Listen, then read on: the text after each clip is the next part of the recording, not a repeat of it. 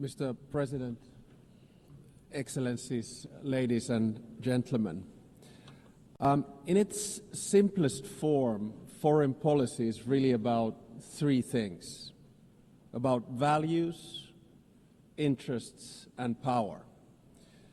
I come from a relatively small country, Finland, and our toolkit is mainly about two of those three things. It's about values and interests.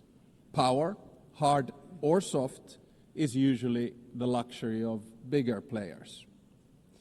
The power of smaller country arises from its capacity to cooperate with others. Smart diplomacy gives smaller player at least relative influence. The UN is, of course, case in point. Big players have power through their permanent membership in the UN Security Council.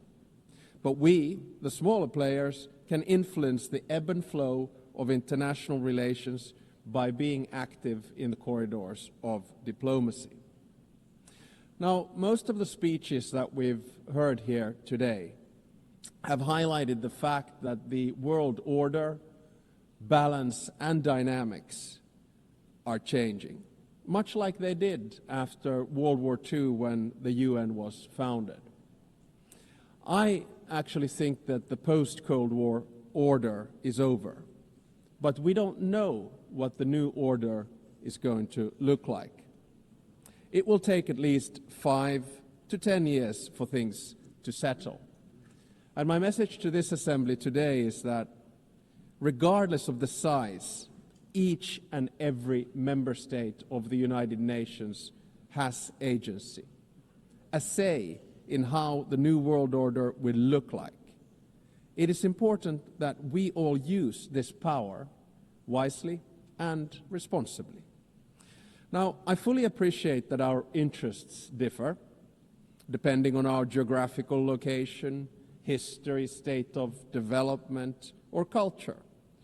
But fundamental values are something we should all share. We have commonly defined some of the most essential of them in the UN Charter. Today, I want to do two things. First, analyze where we are, and second, give my proposals on what we might want to do together. To understand what's currently happening in the world, I'd like to raise three different but yet related developments.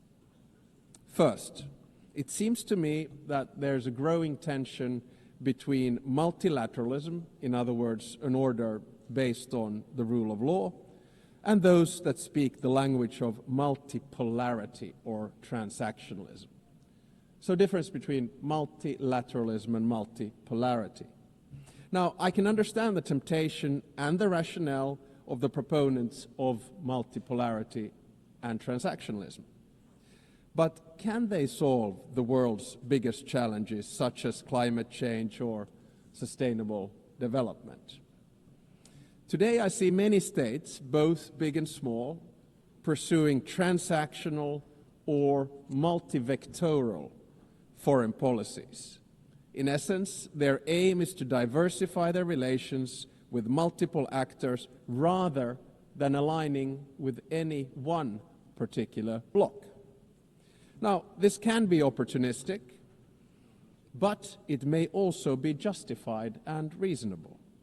This depends on political choices. A transactional or multivectoral foreign policy is dominated by interests. Interests drive practical choices of states, and this is entirely legitimate. This kind of foreign policy is based on a realistic understanding of power. Power defines the limits of what is possible for each state. However, values should actually underpin everything we do. Even transactional or multivectoral foreign policy should rest on a score of fundamental values. Without them, foreign policy will ultimately run into a wall. If you set aside values for unhindered pursuit of power and interests, you will eventually find before you the very same problems you wanted to overlook. Second, the balance of power in the New World Order is shifting towards the South and the East. Many countries, especially in Africa, Asia, Latin America, are becoming or have become key players in determining the direction of the New World Order. To put it simply, they have both agency and power. They are not only an expanding economic force, but their demographic growth is inexorable. This will also turn them into a political and cultural force. It will yield them both hard power and soft power, and they will use it to promote their interests as they should. The 193 members of the United Nations do not have to agree on every minute detail of values, but we have to have a common understanding of fundamentals. They include the sovereignty and territorial integrity of states. They include the prohibition of the use of force and the respect for human rights and fundamental freedoms. These values are the building blocks of who we are and what we stand for as the United Nations. The broad international community has overwhelmingly an interest to uphold them. Let me be clear. Russia has no right to continue its aggression on Ukraine. Israel has no right to violate international law in Palestine. States have no right to use Sudanese or Congolese territories to fight proxy wars for their economic or strategic self-interests. I urge us all to heed this message of the international community and act accordingly. War is always a failure of humanity. It is a collective failure of our fundamental values. It is a failure of us as human beings. Thirdly, I would like to say a few words about the state of the United Nations, the institution where we are. The UN was created to maintain and promote peace, stability, development, and friendly relations among nations. In order to achieve this, the balance between the three elements was required. The power at the highest level was represented by the UN Security Council.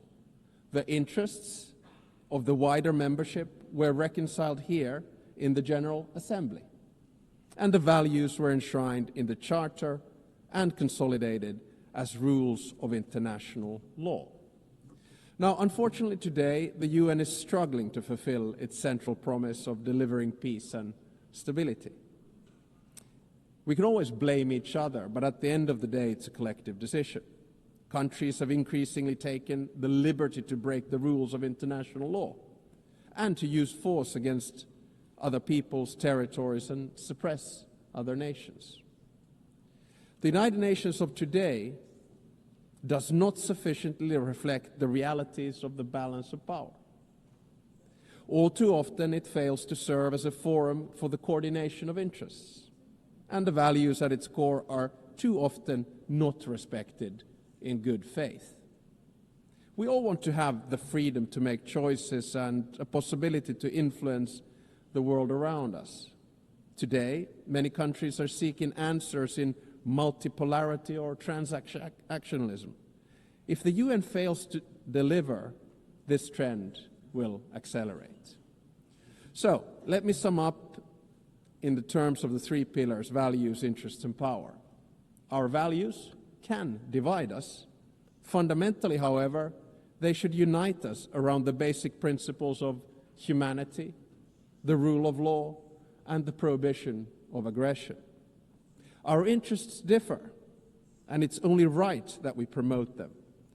However, our choices have consequences. Opportunism will eventually be forced to confront the problems it tried to ignore. Power will constantly seek a new balance. We must adapt to change. Nevertheless, we should not allow the rise of hard power to blind us. The power of legitimacy, integrity, and rules will remain strong. So let me get to my second part, from the situation to possible solutions or things that we could do together. Never before in history has humankind had such means of innovations at its disposal to solve the world's most pressing problems. However, the current direction is wrong in so many ways. There are more wars than at any time since World War II. The world is becoming increasingly divided. And so are our societies, and the measures to deal with climate change and sustainable development are lagging behind. In different parts of the world, we're witnessing immense civilian suffering and blatant disrespect for humanitarian principles. For me as a Finn, Russia's war of aggression in Ukraine not only reminds me of our past, but is directly linked to the security of the part of the world where I live. On the other hand, there is aggression and total disregard for civilian life, and an attempt to undermine the fundamental principles on which the international order is based. On the other hand, there's a bastion of freedom that is defending its right to exist and to make its own choices. The battle for what consequences we will draw from this aggression is not yet over. Recently, there's been serious attempts at diplomatic solutions of the war on the initiative of the United States. There are no perfect solutions to wars. At the same time, we know that any decision made in these matters will have far-reaching consequences in Ukraine and beyond. There can hardly be a stronger unifying interest among the UN's broad membership than our opposition to the wars of conquest. Aggression must not be rewarded. Accountability for the most serious international crimes must be pursued. In the Middle East, civilians in Gaza are experiencing immense suffering. The deepening humanitarian crisis has reached unbearable levels and represents a failure of the international system. At the same time, Hamas continues to hold the hostages it has taken, and many have already lost their lives. An immediate ceasefire is needed in Gaza. That has been reiterated from this podium many times today and yesterday.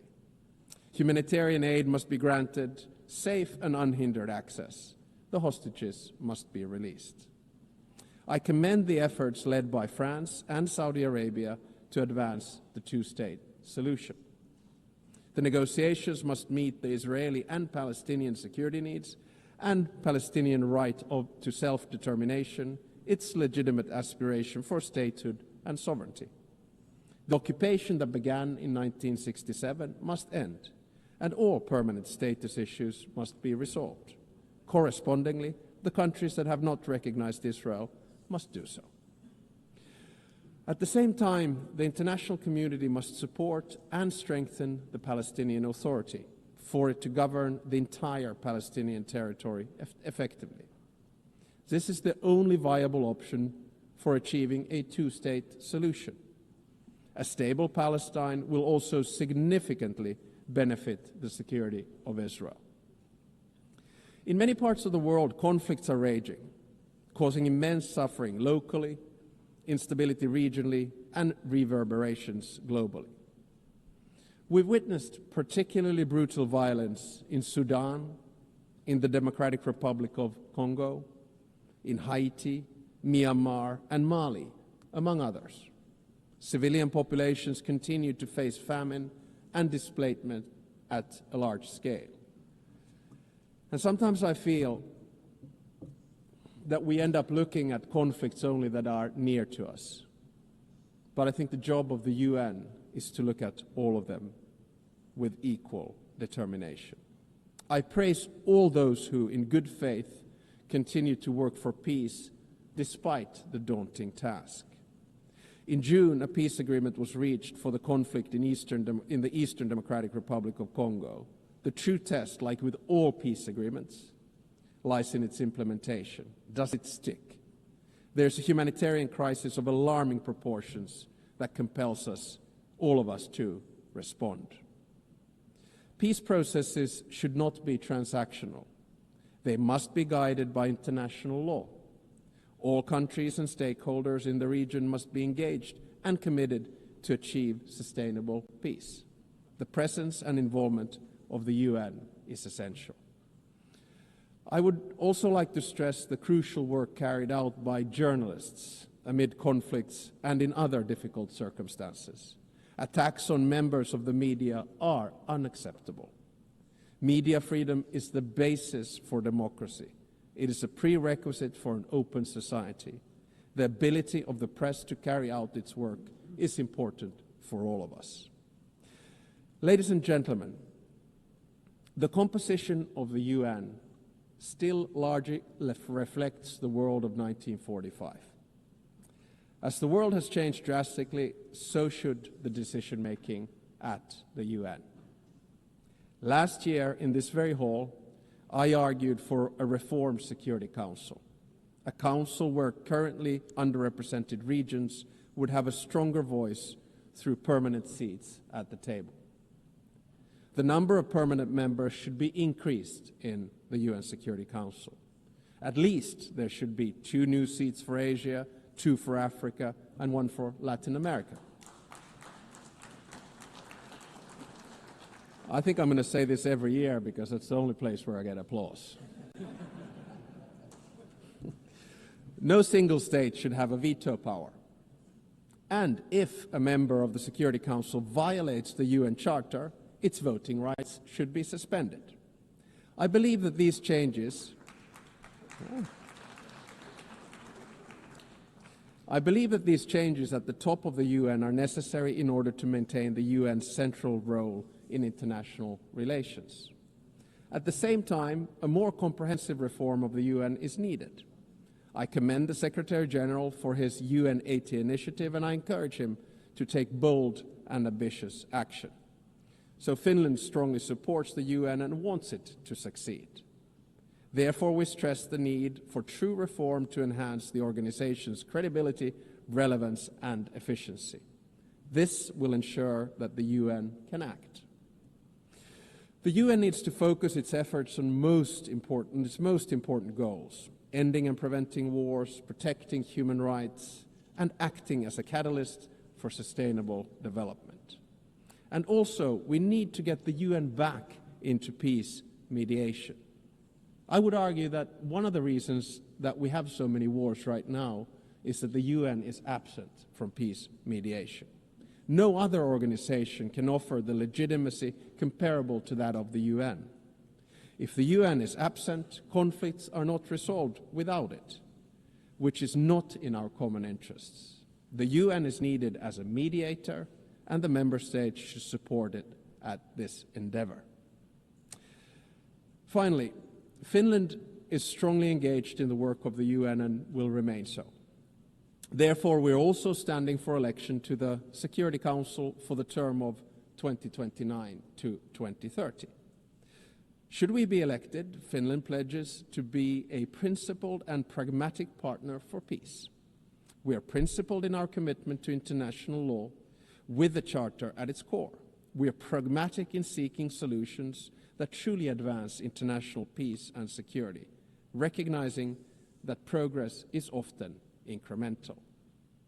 At the outset of my speech, I said that each and every one of us has agency, a say how the new world order will look like. We want to be able to make our own choices and have an impact on the world around us. Nelson Mandela saw truth and reconciliation as the only hope for nations that are bitterly divided. The same applies to relations between states. We should learn from history, but always look to the future, bearing in mind that our decisions will shape it. Thank you very much.